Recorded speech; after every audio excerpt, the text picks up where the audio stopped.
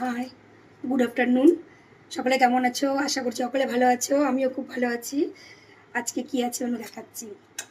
মইনিগঞ্জে তুলাই পাঞ্জি চাল নিয়েছি, লেবু, পেঁয়াজ, গাজর, শশাটা শেষ হয়ে গেছে, মানে ফুরিয়ে গেছে শশা নেই। আর আছে হচ্ছে এটা একটা চিংড়ি মাছের রেসিপি করেছি আমি, দই চিংড়ি,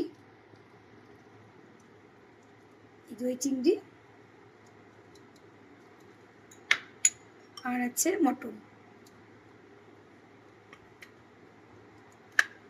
এই যে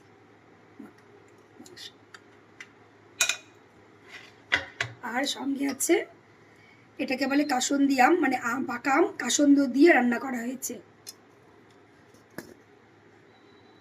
ঠিক আছে, টাটা, রাখছি।